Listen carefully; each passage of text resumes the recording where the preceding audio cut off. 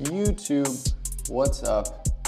It's your boy G-Easy back again. Today we are doing a modern mullet. We are doing a high taper. Very exciting. And so, as you can see, my client's hair isn't too long.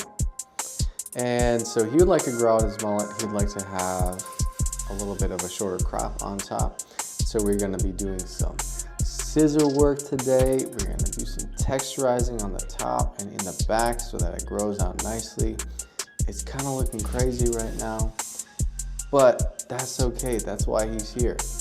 And so I'm putting on my 3-guard, my number 3 guard, lever open, and I'm just removing some of the bulk from the sides there just so I can start to get that profile looking right.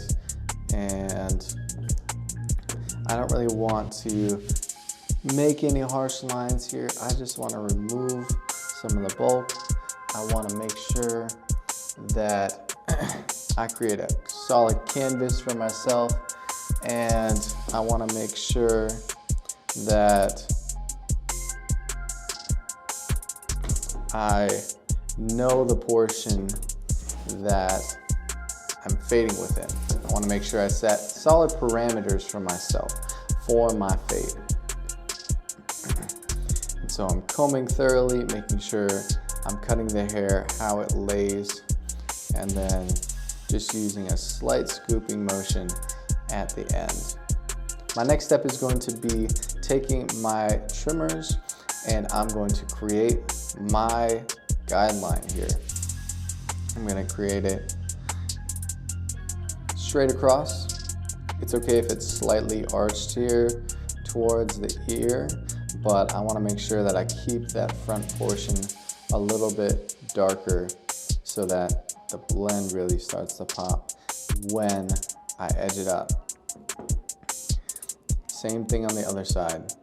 Start at the top of the ear and then make your way towards his front corner there. And then once you're done, you can just go ahead and bald out the area underneath that, creating a little bit of curvature there, creating a little bit of shape to your blend. After this point, we're gonna go ahead and take our clippers. We're gonna take our clippers, hold the lever open, and create about a ½ inch guideline.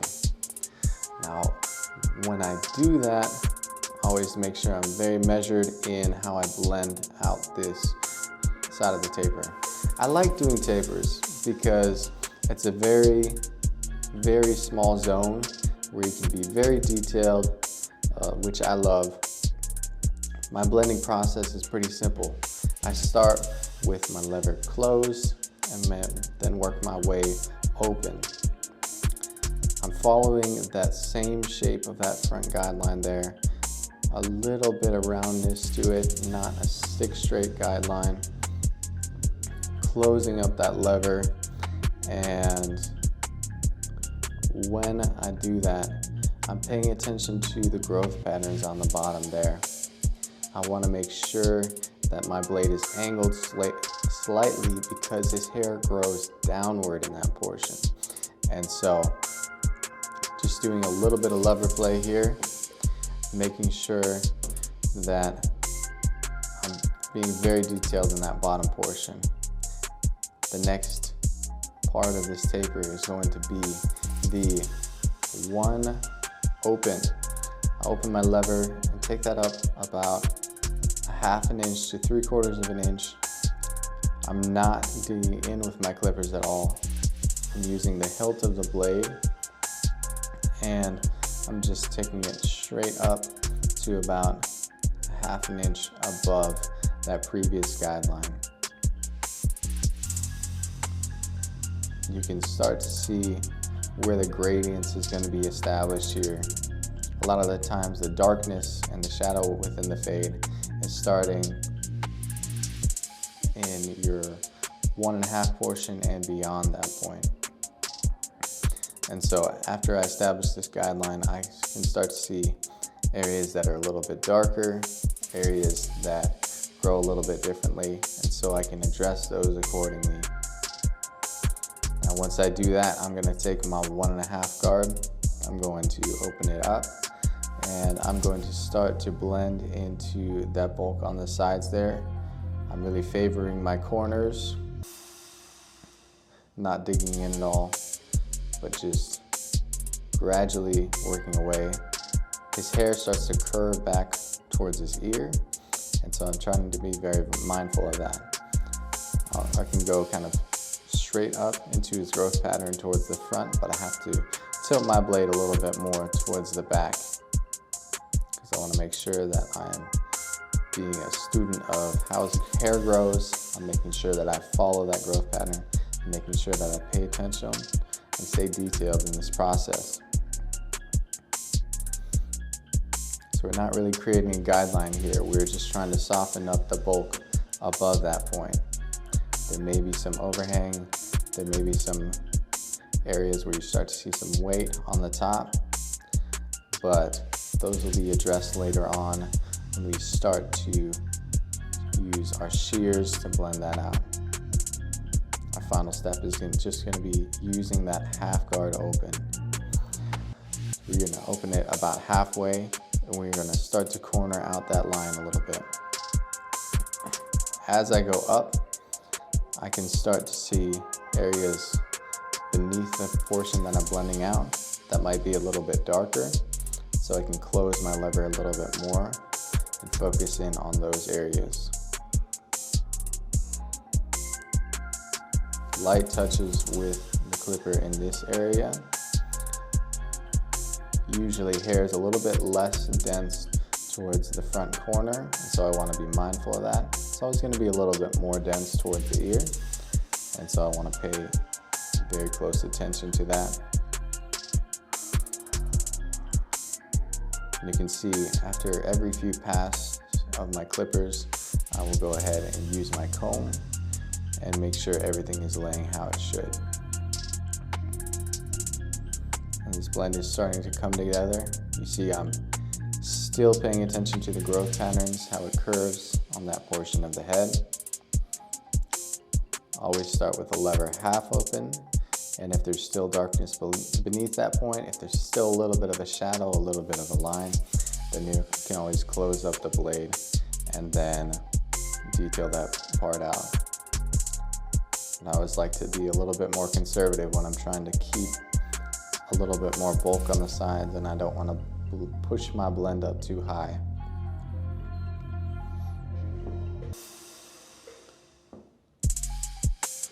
Now just using my corners here, doing the last process of detailing.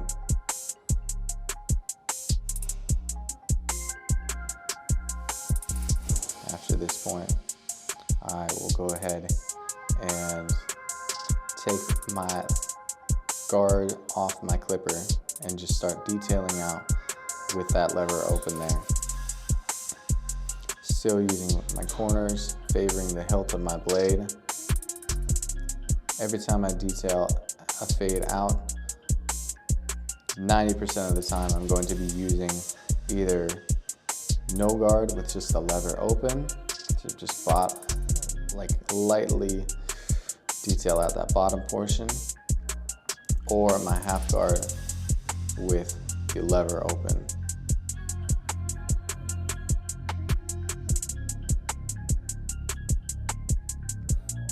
The blend on the side is almost finished.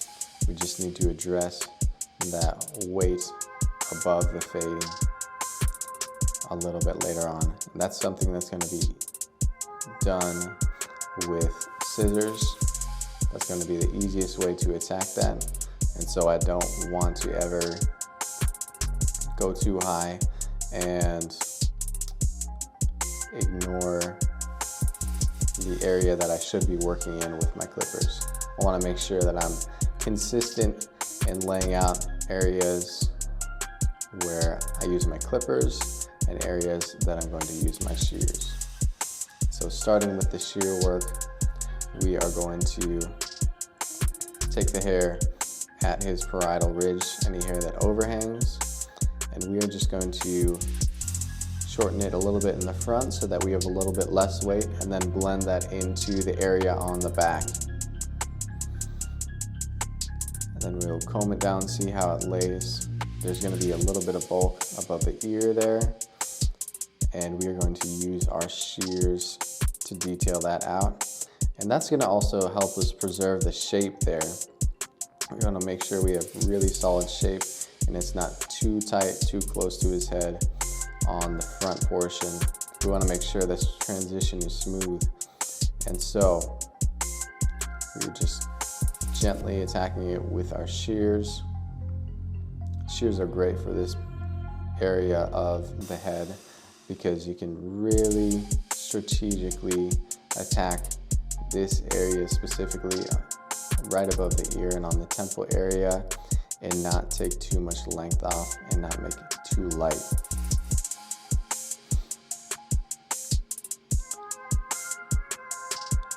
In any area that I see that's still holding too much weight, I'll go ahead and just attack that with my shears. And this is a process of just refining.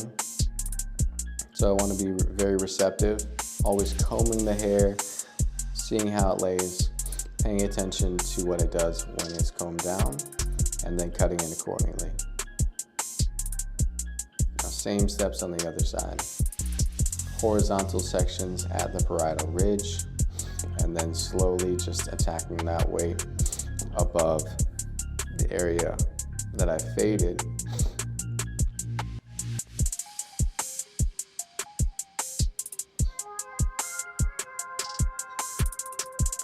I want to make sure there's not too much weight above the ear. I want to make sure this taper transitions fluidly into the rest of the head.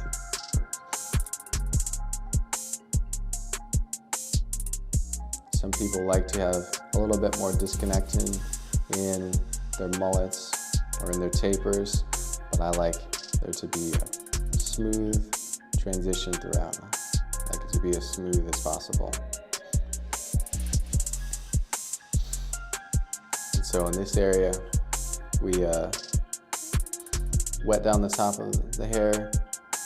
My client was indecisive. He didn't know if he wanted to line up the front portion or whether he wanted to just do a textured front. And I recommended just doing kind of a textured crop look in the front, making sure that there's less weight on the top and making sure that we have really consistent layers. And so to start that off, I'm going to use a profile section or a mohawk section that is to the shape of the head in the back and gradually getting a little bit longer in the front because you want it to grow out the front a little bit more. The next thing I'm going to do is just use horizontal sections following the shape of the head there and point cutting just to create more texture, a little bit more movement. It is really nice hair naturally. I just want to make sure that I enhance how it lays. So same thing on the other side, just following my guide that I established in the profile section. I will go ahead and start and pull out the hair, project it to the point where the guide starts to fall out, and then cut all the hair that sticks out. And I'm not going too far in. I'm not angling my section too much to the shape of his head. I'm still creating a square shape so that can be full, not only on the top of his head, but also towards the sides as well. And the final portion is just going to be point cutting those corners there in the front, making sure that I have a nice finish in the front, making sure he has a lot of texture, making sure his fringe isn't too much of like a straight line. I don't want it to look like it's lined up. And then the last portion is going to be just some slide cutting in the back there. We're going to let his back grow out. And so I'm just going to use my shears and just gradually slide cut out. And the more you close your scissors during the slide cutting, the more hair you will take off and the more texture you're going to create. The only thing I'd recommend is that you just be very careful around like colic areas, because you don't want the shorter pieces that you're creating to stick out. And then finally, we're just gonna edge up his back there, edge up the back panels. We'll edge up his bars on the sides. And then we are going to edge up the other side here. We're doing a little bit more of a natural lineup. As you can see, we're not trying to get this super sharp. It is coming out super clean right now. I would even be okay with making this a little bit less natural looking, but it is very important to just use light touches on the back there, especially so that that hair can start to grow out and he can start to get a little bit more of that messy textured look in the back there.